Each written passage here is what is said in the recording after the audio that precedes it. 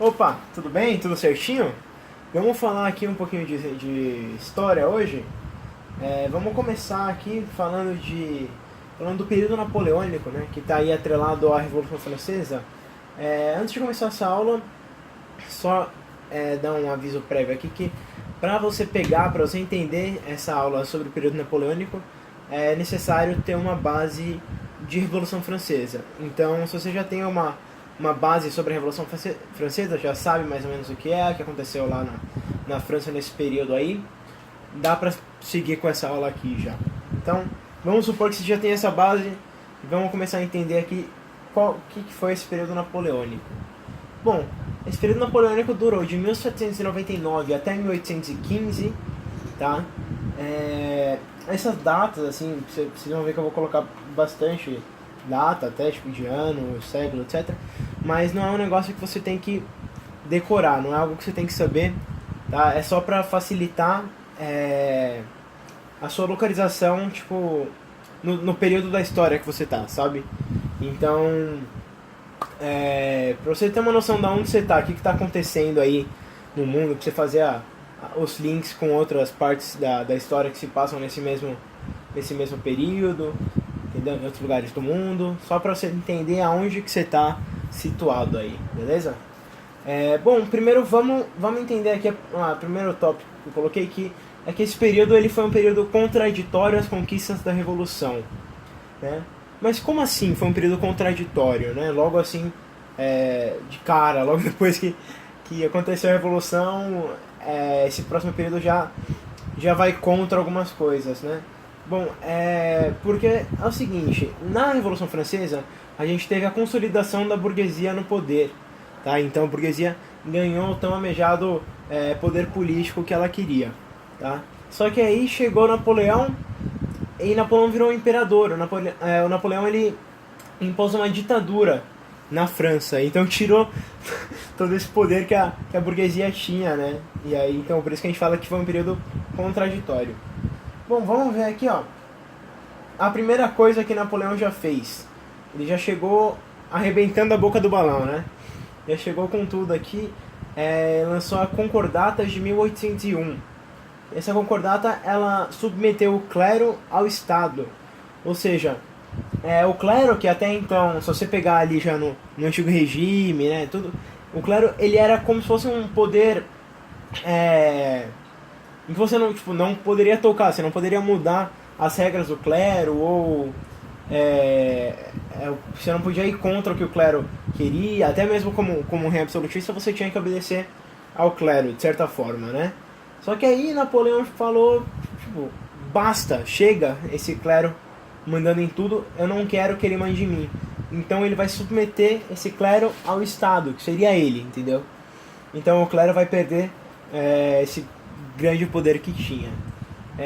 Então, só que assim, Napoleão ele era apoiado pela burguesia e pela nobreza. Acho que ele atendia aos interesses burgueses dos nobres, tá? Então ele era bem apoiado aí e o pessoal gostou muito dele ter feito isso aqui. Cara, Napoleão ele tinha um grande sonho. Tipo, a meta da vida dele era fazer com que a França fosse uma potência. Vamos ter em mente aqui que a maior potência mundial que a gente tinha nessa época aqui era a Inglaterra, tá? Os Estados Unidos ainda nem estavam no cenário aí de um país importante, tá? Então, o que a gente tem que levar como o que o Napoleão quer ser seria uma Inglaterra da vida, entendeu? Então ele quer que a França seja uma grande potência. Só que como que ele vai chegar nisso aí, né? Bom, ele vai fazer 4 coisinhas aqui que vão marcar o jeito que ele governa, né? Primeiro, ele vai incentivar a indústria. Lembrando que a gente tem a Revolução Industrial ocorrendo aqui agora, né? Então ele vai incentivar a indústria, ele está querendo industrializar a França, que até aí era um país meio atrasado, sabe?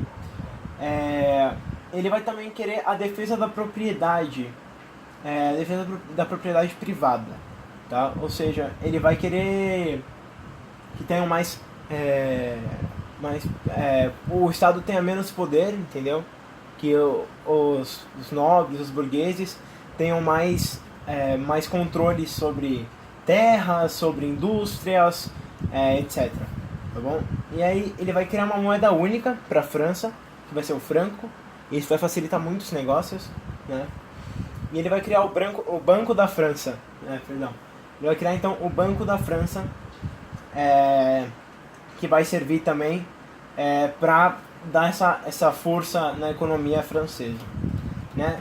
Vamos ver então agora os primeiros passos que ele deu internamente, assim, lá dentro da França.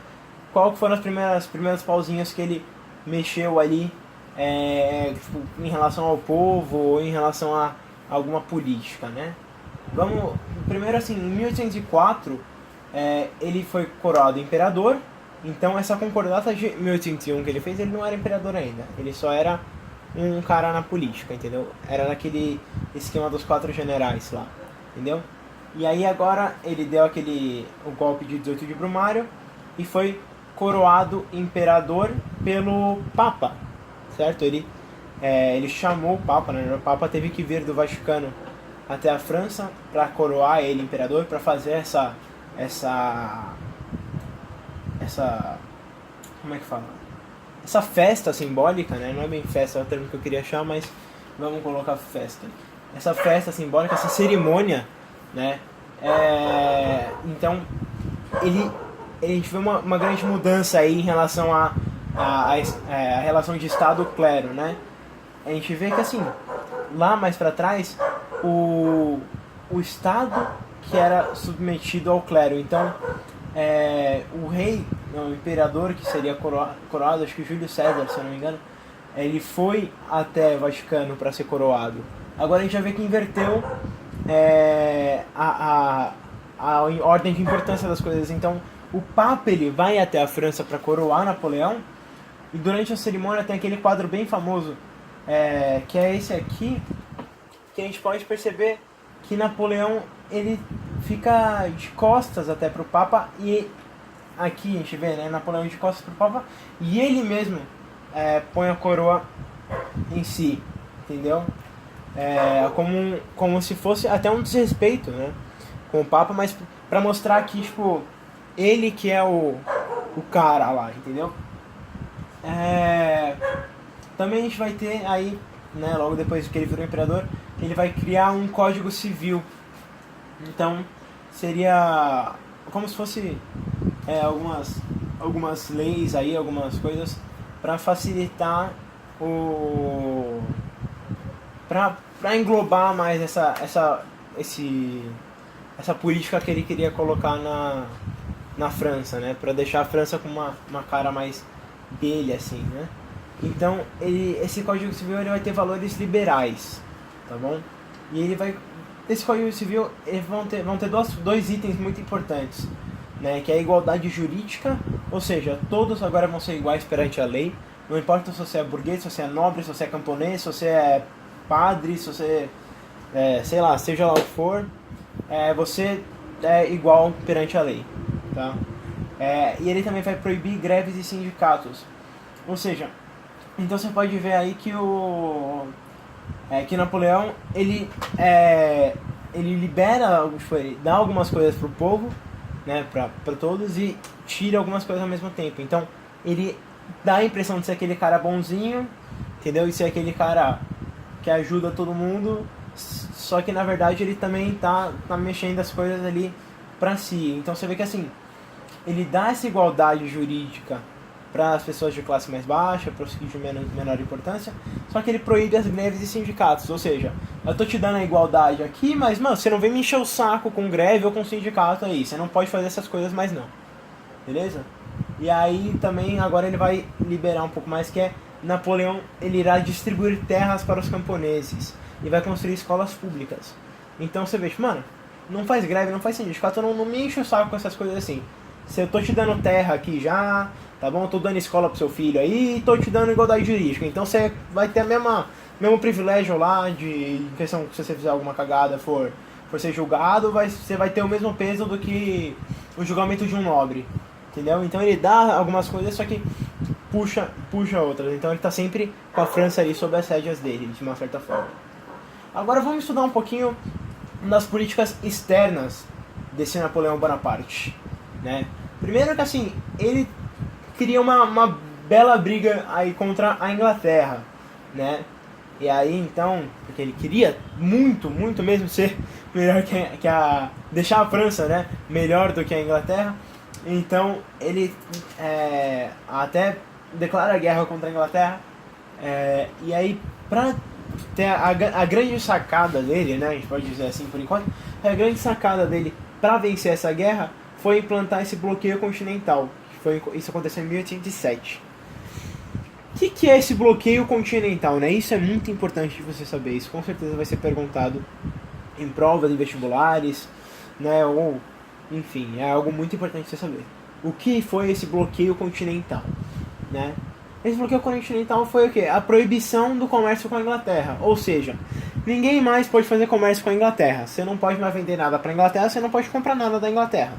Isso aí foi um jeito que ele achou de estagnar a economia inglesa para fazer ela cair, a economia inglesa cair e assim a economia da França subir, né? Porque aí se você não pode comercializar com a Inglaterra, você vai começar a comercializar mais com a França, né? Então foi uma sacada bem inteligente da parte dele isso aí. Agora em 1808, né? Esse bloqueio continental, em 1807, um ano depois, fez com que a família real viesse para o Brasil, a família real portuguesa, né? Porque Portugal era muito parceira econômica da Inglaterra e eles não conseguiriam, Portugal não conseguiria sobreviver sem esse comércio com os ingleses. E aí Napoleão fez muita pressão em cima dos portugueses para que eles abrissem mão do comércio com a Inglaterra, que então o rei Dom João ele vai fugir aqui pro Brasil e em consequência disso a gente vai ter a abertura dos portos brasileiros. Então, boa pra nós. Obrigado, Napoleão aí. E a gente vai ver assim que esse bloqueio continental ele foi uma sacada muito legal da parte do Napoleão, só que não deu muito certo, né? Então a gente vê aqui o fracasso do bloqueio. Mas por que esse bloqueio não funcionou? Sendo que foi uma sacada genial, né? Primeiro porque o contrabando se tornou algo muito forte, entendeu? Então por debaixo dos panos ali muita coisa estava rolando e Napoleão não conseguia ter controle sobre isso. E o comércio com a América foi um fator chave para esse bloqueio ter falhado. Porque a Inglaterra conseguiu fazer comércio com toda a América ainda. E Portugal praticamente veio pra América, sabe? Então isso fez muito bem pra Inglaterra e isso cagou com o plano do Napoleão, né? Agora vamos ver, tipo, logo depois desse fracasso aí as coisas já começaram a dar ruim, né, pro Napoleão. Então vamos entender aqui como que começou a declinar, como que, né, que foi ladeira abaixo aí a vida e a política do Napoleão, né? Bom, para chegar até Portugal e intimidar o rei Dom João, né, para que ele parasse o comércio com a Inglaterra, o Napoleão ele tinha que passar pela Espanha, né? E assim, a Espanha e ele não tinham nenhuma briga, assim, nenhuma guerra, entendeu? Eles estavam até que de boa, sabe? E Napoleão chegou, falou lá com o rei da Espanha, falou assim: ó, meu querido, eu tenho que passar aí por você pra chegar lá em Portugal e dar um pau nos caras, só que eu não quero treta com você não, beleza? Com você aí eu tô suave, só quero ir lá bater um papo com o Dom João lá em Portugal. Então, você me permite passar por aí na tranquilidade? Aí o rei da Espanha chegou lá nele e falou: meu, tá bom, se quiser passar por aqui, tranquilo, pode passar por aqui, só que não vai me encher o saco, tá bom? Não vai inventar de me atacar aí, fazer algum bagulho do tipo, porque eu não tô com paciência pra isso aí não. Aí Napoleão falou: beleza, meu querido. Aí tá bom. Só que assim, Napoleão tava se achando o esperto, né? Tava com a moral lá no alto, não sei o que, ia intimidar lá o rei Dom João, foi com um monte de soldados, né? Um exército enorme, né? Marchar lá pra Portugal. E aí eles, né, vão passar pela Espanha, então eles dormem na Espanha, passam um tempo lá na Espanha para atravessar e chegar em Portugal. E aí Napoleão tem aquela ideia, tipo, os caras não estão pensando que eu vou atacar aqui, né? Eles estão pensando que eu vou passar direto. E esse era o combinado. Então, eu acho que eu vou fazer uma peripécia. E Napoleão resolve fazer uma peripécia que é realizar um ataque surpresa à Espanha enquanto ele atravessava o país, né? Acontece que isso aí não deu muito certo e ele foi derrotado na Espanha. Essa aí foi a primeira derrota de Napoleão até agora, tá? E aí beleza, Napoleão foi derrotado, aí voltou lá pra França, foi curar os machucados, né? E em 1812, a Rússia já não aguentava mais aquele bloqueio que tava como se fosse uma pedra no sapato dela. E viu que tipo, já tava todo cagado mesmo o bloqueio, aí ele virou pra França e falou, meu, vou furar teu bloqueio aí que não tá com nada. Aí beleza, então em 1812 a Rússia furou o bloqueio continental. Aí Napoleão ficou putaço, tipo, meu, como que você pode furar meu bloqueio assim? Você tá louco? Você tá pensando que você é quem? Aí Napoleão ele vai juntar 600 mil homens e vai invadir a Rússia. Ele com sangue nos olhos, né? E aí, só que assim, ele não contava com uma estratégia russa, que é a estratégia da terra arrasada. Né? Antes de explicar o que era essa estratégia, eu vou mostrar pra vocês mais ou menos qual que era o cenário em que ele estava no meio desse ataque aí. Bom, a última parada antes de chegar na Rússia, do Napoleão, era, se não me engano, a Polônia. Era o último aliado que ele tinha, tipo, o aliado mais próximo que ele tinha da Rússia. Então era o último ponto seguro dele, entendeu? Era lá. E de lá pra frente, então, ele tinha que ir sozinho mesmo e sem nenhuma garantia, né? E aí, então, foi isso. Aí ele invadiu a Rússia nisso aí, sabe? Sem nem ter um ponto seguro, um porto seguro pra ficar caso desse ruim. E aí a estratégia russa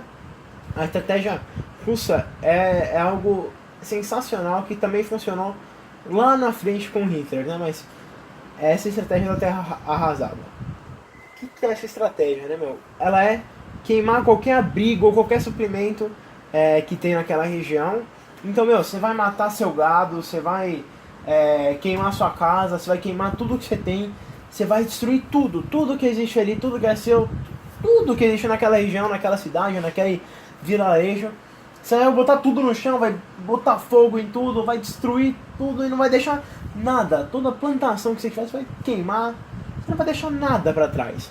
E você vai sair. Você vai sair correndo, entendeu? Você vai mais pra dentro do país aí. E aí, então, essa foi a estratégia que a Rússia usou. E então, o Napoleão ele ia entrando na Rússia e não ia achando nada. Entendeu? Ele não achava... Claro, ele achava o vilarejo todo queimado, tudo destruído e nada pra ser aproveitado lá. Então ele não achava suprimento, ele não achava ninguém pra interrogar, não achava nenhum soldado inimigo pra atirar. Entendeu? Ele não achava ninguém pra matar, nada pra comer, nada pra beber, nenhum lugar pra ficar. E aí isso foi cansando o exército, né? E aí o que desgasta mais, na verdade, aquela parte psicológica de tipo, tá, por que não tem ninguém aqui? Entendeu? Quando que vai chegar alguém e vai atirar em mim? E aí isso, meu, deixava o soldado louco, né? E aí um agravante disso aí é que a Rússia, ele invadiu a Rússia, ele pegou a Rússia num período de inverno, né? Conforme ele foi invadindo, né? Demora um tempo, né?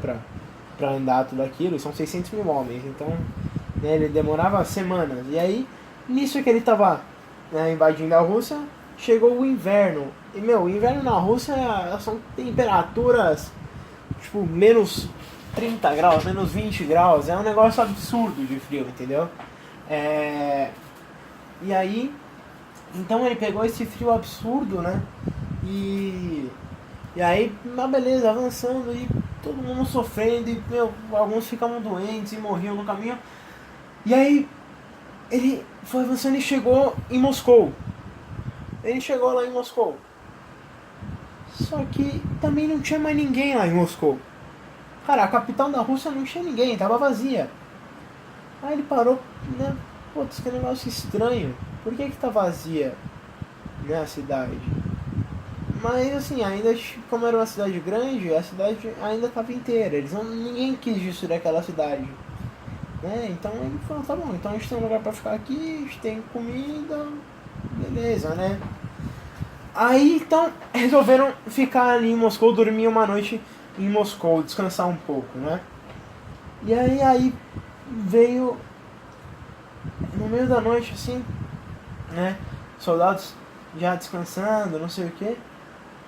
Veio esse ataque surpresa da Rússia, né? Que eles começaram a incendiar todos os prédios, todas as casas que tinham em Moscou foram incendiadas, né? E Moscou foi invadida pelo exército russo novamente. Então esse era o plano, né? Quando eles chegassem em Moscou, eles seriam emboscados. E aí, no meio da noite, então, os soldados acordam num susto e tudo pegando fogo, e é soldado atirando pra tudo quanto é lado. E aí, Napoleão mandando todo mundo bater em retirada, porque não tinha como lutar contra aquilo, era muito de repente, né?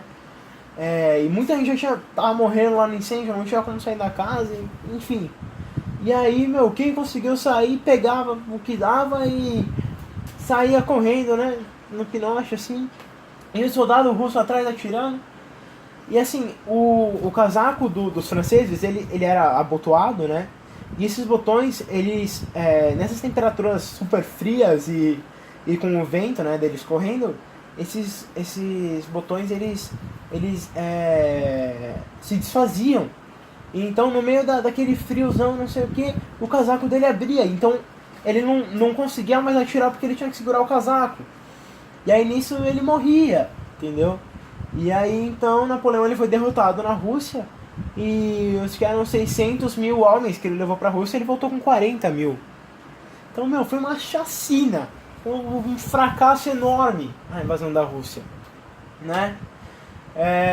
E aí vamos chegar no fim aqui já, que é quando ele volta pra França, e aí tem essa coligação em Paris, né? Então ele chega lá em Paris e já tem outra pessoa lá no poder e ele é exilado. Ele foi expulso da França e foi preso na ilha de Elba, né? E aí então assumiu o rei Luís XVIII no lugar dele. Só que aí Napoleão ele ainda era um cara influente, né?